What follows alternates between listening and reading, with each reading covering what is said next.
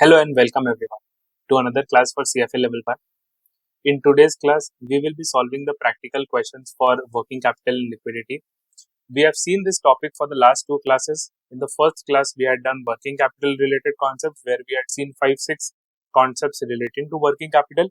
In the second class, we have done liquidity related concepts where we have seen again 5-6 concepts relating to liquidity. The combined class time should be roughly around 1 hour 10 minutes, and if you watch it in a faster mode, you can definitely and probably will complete it in 40 minutes. In today's class, what we will do, we will take up 4 or 5 good questions through which we will have a practical clarity with respect to what working capital liquidity is trying to communicate to us. Okay, so guys, we will start without wasting further time.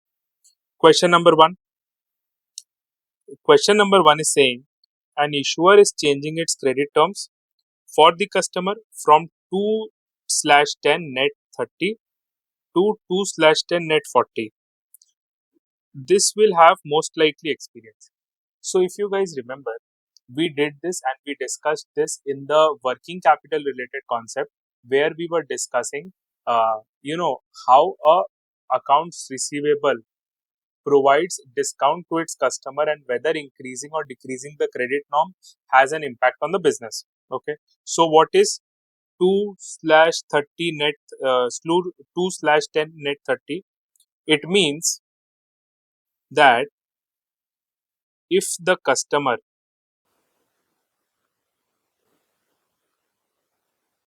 pays within 10 days, then he is entitled to a 2% discount. Otherwise, his credit days are 30. Okay. So, what the question is telling to us is that the company is contemplating to increase the credit term from 2/10 net 30 to 2/10 net 40. So, over here, if you look at it, this 2/10 is constant. Okay. So, basically, if we say in a single line in a logical term, company is increasing the credit period. Company is increasing the credit period from 30 to 40. Basically, this is the logical derivation of this question, that company is increasing the credit period from 30 to 40. What will be the impact on the company? Okay. Now, when we link it to the liquidity, okay, the question is asking basically whether it will be a pull on liquidity, whether it will be a drag on liquidity, or whether there will be no change on liquidity. Okay. What was a pull on liquidity? We were discussing the pull on liquidity, which means getting the working capital faster, which means getting the money faster, right? What was a drag on liquidity? Which means delaying the cash inflows, which means having a delay in the liquidity. Now, you guys tell me, if the credit period is increased from 30 to 40, whether the money that I am supposed to receive, whether I will receive the money faster or whether I will receive the money later. Let me repeat, guys. If I have sold something, if I have sold something on first, okay, as per the credit terms, I will get it by 30th. This is the original situation.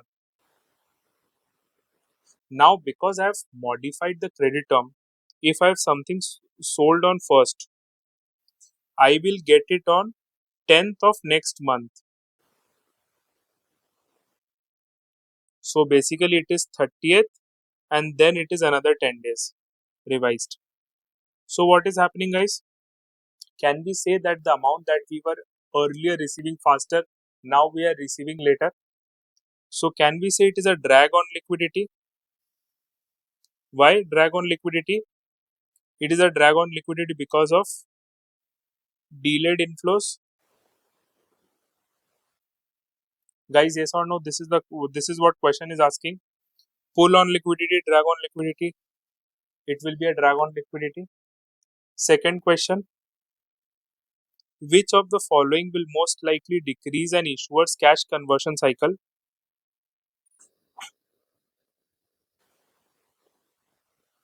Okay.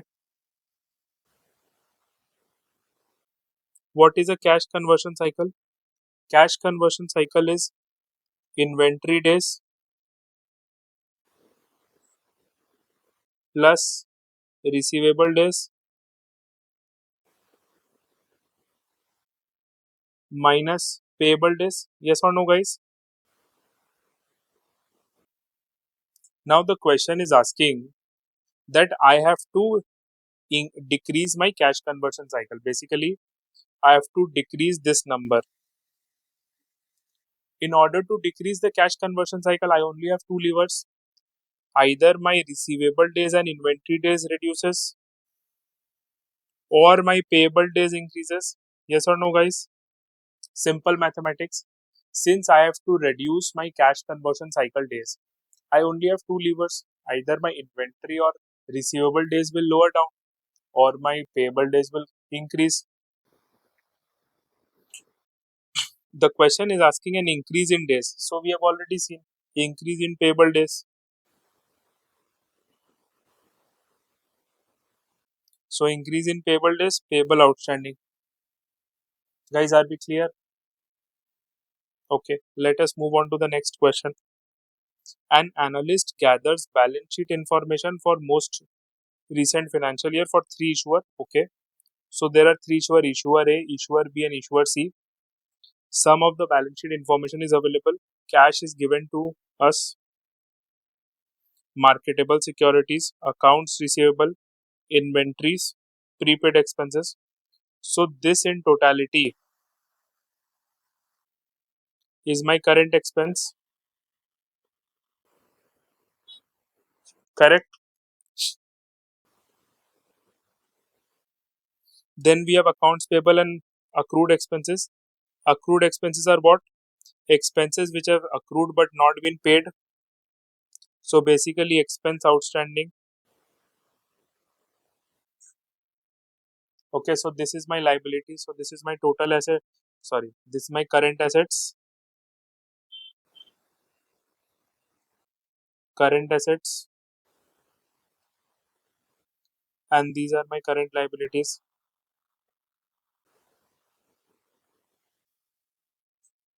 Guys, these are my current assets and these are my current liabilities.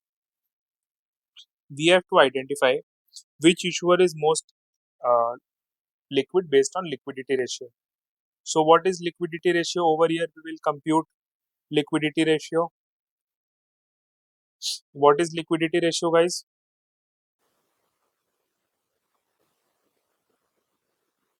Liquidity ratio is nothing but, or the sorry, quick ratio, guys.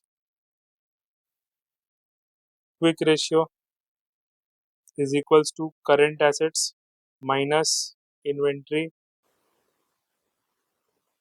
by current liabilities. Yes or no? In a logical sense, assets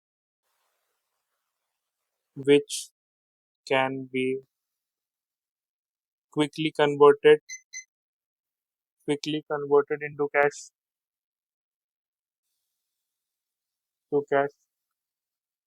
Okay, guys. Now for issuer A, what is my quick ratio? My quick ratio will be cash, marketable securities, accounts receivable. Now, guys, I want to do a thorough discussion on prepaid expenses. Okay, guys, tell me, what do you think about prepaid expenses? Should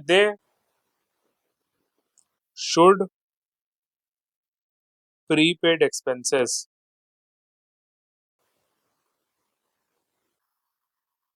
be included in the computation of quick ratio? Guys, this is a pertinent question.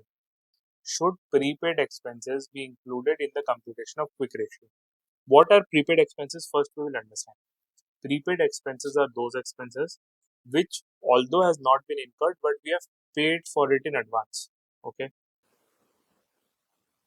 so it is an asset in the bookish definition. But are we going to get the money back? If suppose if we want a liquidity need to be addressed. Are we going to get the money back from our prepaid expenses? In most of the scenario, we will not get the money back.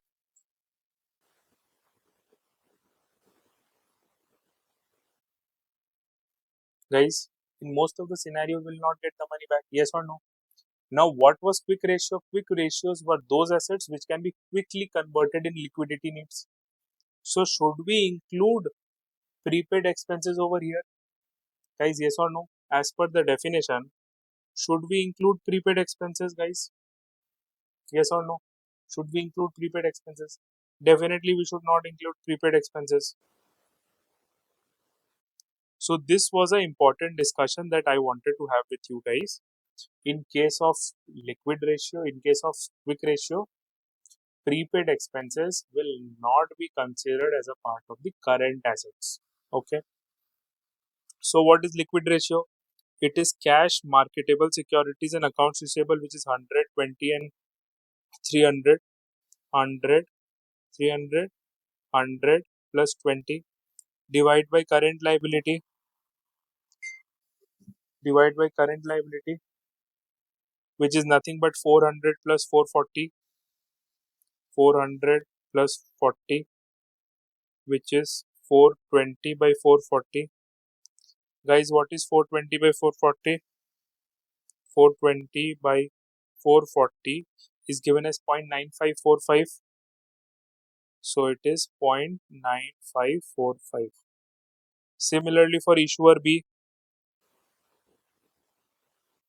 denominator remains the same 440. What is the numerator? It will be 120 plus 10 plus 30 plus 300, which is 430. Guys, 120 plus 10 plus 300.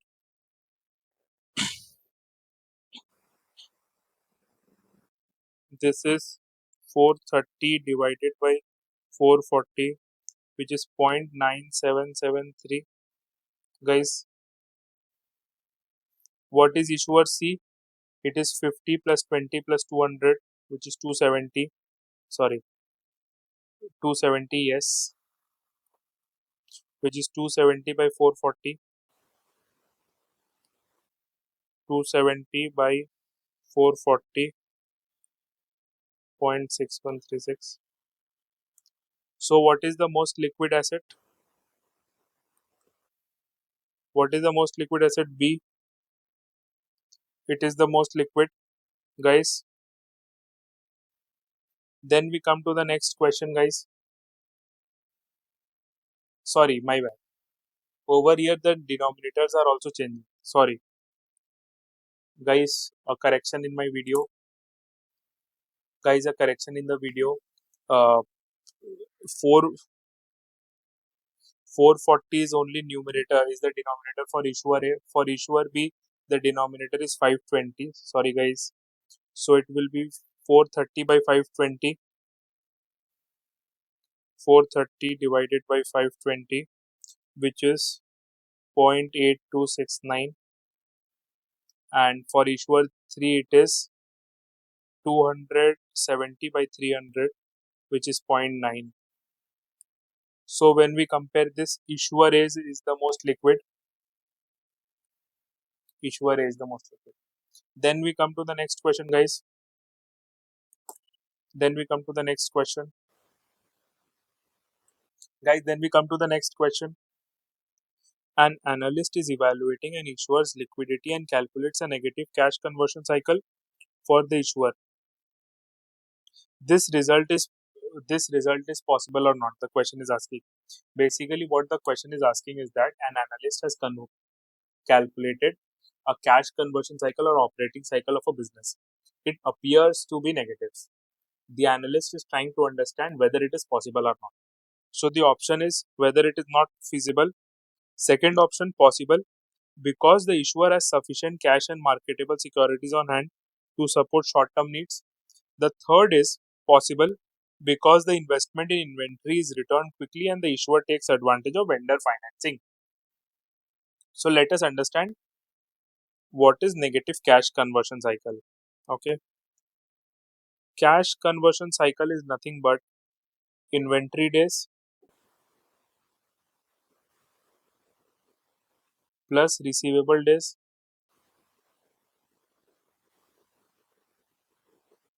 minus payable days. Correct?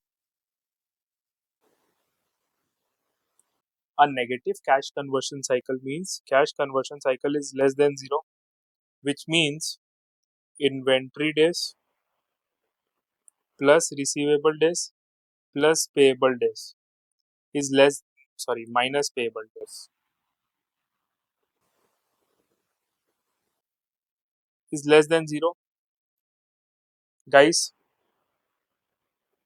when this situation will happen when payable days is greater than inventory plus receivable. This situation is possible. So the option one which says that it is not feasible is not not relevant. Why? Because this is a possibility. Second option, possible because the issuer has sufficient cash and marketable security. Do we have anything to do with cash and marketable security in case of a cash conversion cycle? Is there any relationship between cash and marketable securities and cash conversion cycle? No. So this option is also irrelevant. The option which is relevant is the third option. Why? Because the investment in inventory is returned quickly, which means your inventory days are lower and the issuer takes advantage of vendor financing, which means my payable days are higher. Okay, my payable days are we clear, guys? Okay, last question that we have to do. An issuer eliminated the prompt payment discount it had offered to customer. This action will most likely lead to.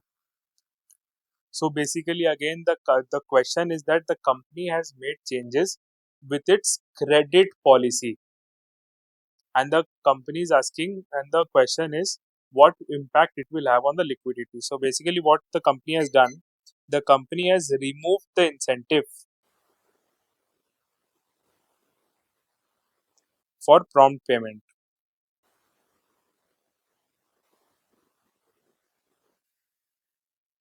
Company has removed the incentive for prompt payment. What will happen? Since the incentive from prompt payment is removed, there will be no prompt payment. Why? Because the incentive is removed, there will be no prompt payment. When there will be no prompt payment, what will happen? It will be a drag on liquidity. It will be a drag on liquidity, which means my payment will come at a delayed manner. Why? Because people now have no incentive in order to pay early. People lack incentive to pay early. So there will be a drag on liquidity. Let us look at the option. Option 1, increase the issuer's liquidity. No, it will not likely increase. Not affect, definitely not, because any action that the company does on its credit terms will have an impact on liquidity. So the only option left is decrease the liquidity. Yes, it will create a drag on liquidity. It will reduce or decrease the amount of cash inflow it is having. Okay, that is why it will decrease liquidity. So guys, I hope you were able to understand the questions that we have done and also understand the type of questions that are expected from this chapter. Not completely numerical, but more from a conceptual lens, right? But some questions with respect to ratios here and there you can also expect. Those are important. So with this, guys, we now completely conclude working capital and liquidity. In the next class, we will meet with another new topic. Thank you, guys, and happy studying.